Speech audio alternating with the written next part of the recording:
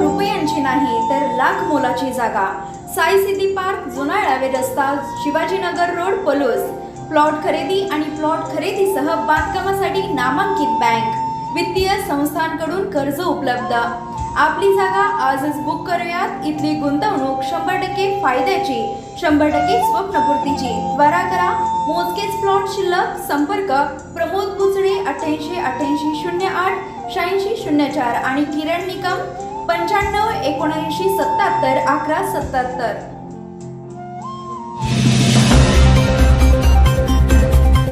धन्यवाद अध्यक्ष महोदय। मैं महामहिम राष्ट्रपति जी के अभिभाषण के धन्यवाद प्रस्ताव में बोलने के लिए खड़ा हूं।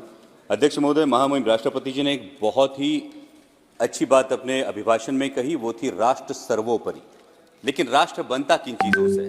राष्ट्र न सिर्फ इमारतों से बनता है, न सिर्फ पुलों से बनता है, न सिर्फ बजट के आंकड़ों से बनता है, न इंफ्रास्ट्रक्चर से बनता है। राष्ट्र बनता है उसके देशवासियों से, इंसानों से और उनके दिलों में पनपते देशभक्ति के जज्बे से। और इन देशवासियों की परिस्थिति क्या है? हर देशवासी चाहता है अध्यक्ष महोदय कि वो एक भयमुक्त वातावरण में अपना जीवन व्यतीत करे, लेकिन मेरे चुनाव क्षेत्र में ऐसी परिस्थिति नहीं है। नेशनल वाइल्ड लाइफ सर्वे का अगर हम रिपोर्ट देखें तो उसके अनुसार मेरे चुनाव क्षेत्र में 400 से 500 लेपर्ड्स का अधिवास है और मेरे चुनाव क्षेत्र में दिन में 3 फेज लाइट नहीं होती, इसलिए रात में खेतों वाइल्ड लाइफ सर्वे का अगर हम और आए दिन किसी न किसी पर लेपर्ड का हमला होता है। आज तक 18,000 मवेशियों का नुकसान हुआ है।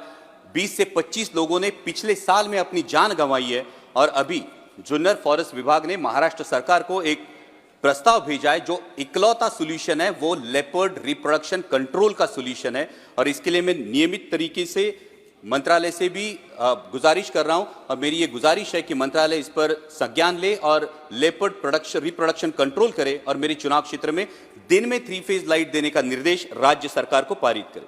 महामहिम राष्ट्रपति जी ने अपने अभिभाषण में गरीबों के लिए मकान की बात की, जो निश्चित ही सराहनीय है। लेकिन मेरे चुनाव क्षेत्र में अध्यक्ष महोदय 1.5 से 2 लाख लोग ऐसे हैं, वो रहते तो पक्के घरों में हैं, लेकिन उनके घर अनऑथोराइज करार दिए जा रहे हैं और वजह है दिघी एम्यूनिशन डेपो की वजह से लगा हुआ रेड जोन।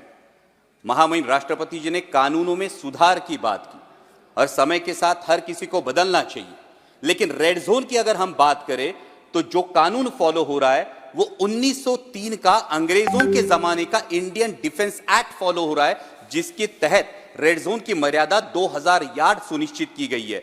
लेकिन 1970 का जो स्टैक रेगुलेशन है, स्टोरेज टेक्निकल एक्सप्लोजिव कमिटी का जो रेगुलेशन है यूनाइटेड नेशंस का, वो हमारे देश ने अडॉप्ट किया है, जिसके अनुसार 200 से 500 मीटर ही रेड जोन की मर्यादा होनी चाहिए। तो जब हम कानूनों के सुधार की बात करते हैं तो मेरी सरकार से ये गुजारिश है कि जो कानून हमने अडॉप्ट किया है उस पर अमल किया जाए और 500 मीटर के आगे ये रेड जोन की मर्यादा से देशवासियों को राहत दी जाए। महामहिम राष्ट्रपति जी ने अपने अभिभाषण में एग्रीकल्चर एक्सपोर्ट की बात की और विकसित भारत के जो 4 स्तंभ हैं उन्होंने किसानों का जिक्र भी किया।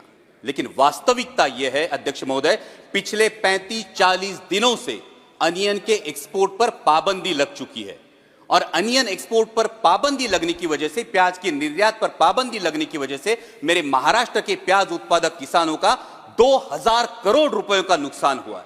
और इस पाबंदी की वजह से भला हो रहा है पाकिस्तान के किसानों का, क्योंकि मिडिल ईस्ट का मार्केट हो, यूरोप का मार्केट हो, यह पूरा पाकिस्तान अनियन ग्रोअर फार्मर्स के हाथ में चला गया है और पाकिस्तान के किसानों को उनके प्याज का दाम मिल रहा है, लेकिन मेरे किसान को अपना प्याज 8 से 10 रुपए किलो के दाम में बेचना पड़ रहा है। हमने सरकार से सुना था कि पाकिस्तान की कमर तोड़ देंगे, ये तो इस निर्णय की वजह से पाकिस्तान के किसानों को भला हो रहा है, कमर मेरे किसानों की टूट रही है। यहां पे महामहिम राष्ट्रपति जी ने किसानों की आय दुगनी होने की बात की। अध्यक्ष महोदय, मैं कुछ आंकड़े बताना चाहता हूं कि 2013 में डीएपी की एक बैग थी, उसकी कीमत थी 560 रुपए। 2024 में डीएपी की बैग की कीमत है 1100 रुपए। जो लागत की मजदूरी थी प्याज के लिए, उसकी कीमत थी 5000 रुपए, आज लागत की मजदूरी जाती है 11000 रुपए।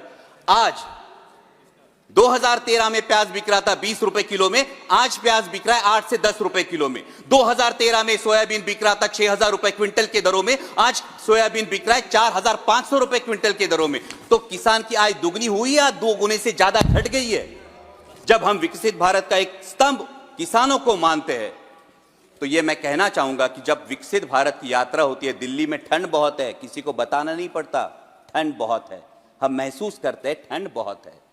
तो जब विकसित भारत है तो ये बताना क्यों पड़ता है, मेरा किसान ये महसूस क्यों नहीं कर पाता कि ये विकसित भारत है, मेरी आय दुगनी हुई है। और ये मेरी दरख्वास्त है कि किसानों के बारे में गंभीरता पूर्वक ये विचार किया जाए, क्योंकि अगर उगाने वाला उगाएगा नहीं तो खाने वाला खाएगा क्या, ये सवाल बनता है।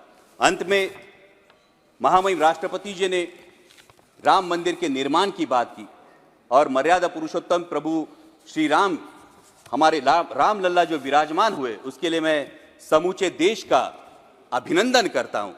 और उसी के बारे में कुछ पंक्तियां कहकर मैं अपनी वाणी को विराम दूंगा।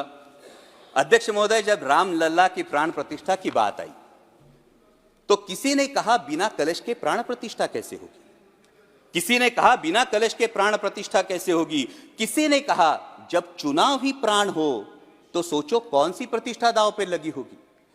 लोग तो कुछ कहेंगे, लोगों का काम है कहना, आप जन की बात मत सुनना, सिर्फ मन की बात करना।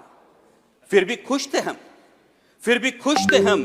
500 साल का सपना जो पूरा हो रहा था, हमारे अंदर का हिंदू भी पूरी तरह से जाग गया था।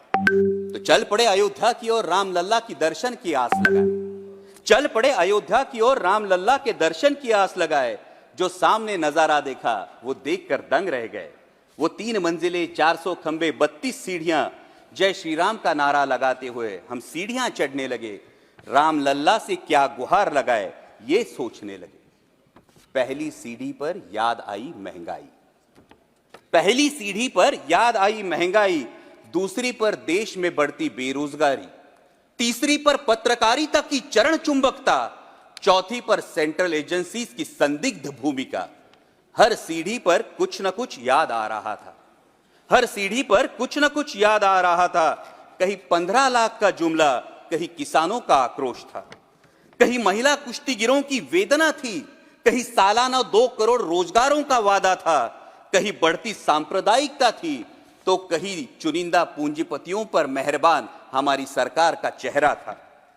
इस वास्तविकता ने झंझोड़ने के बाद, इस वास्तविकता ने झंझोड़ने के बाद भी हम अंधभक्तों की तरह चलते गए। होश तो तब संभाला जब राम लल्ला के दर्शन हुए। हमें नतमस्तक देख राम लल्ला मुस्कुराते हुए बोले, हमें नतमस्तक देख राम लल्ला मुस्कुराते हुए बोले, मैं कल भी था, आज भी हूं, कल भी रहूंगा। जितना इस मंदिर में हूं उतना ही तुम्हारे मन में रहूंगा। लेकिन याद रखना हमेशा, लेकिन याद रखना हमेशा, मैंने त्रेता युग में रामराज जलाया था, तुम कलियुग में जीते हो जहां संविधान ने गणराज जलाया है। धर्म समाज का किनारा जरूर है, धर्म समाज का किनारा जरूर है, लेकिन देश एक बहती धारा है। किनारे को धारा के बीच में लाया तो प्रवाह अड़ जाता है, प्रगति के पथ से हट जाता है। इसलिए धर्म का ठेकेदार नहीं, पहरेदार बनना चाहिए। इसलिए धर्म का ठेकेदार नहीं, पहरेदार बनना चाहिए। तुम रहो न रहो, वो रहे न रहे, ये देश रहना चाहिए, देश का संविधान रहना चाहिए, देश का लोकतंत्र रहना चाहिए, ये देश रहना चाहिए। जय हिंद, धन्यवाद। धन्यवाद।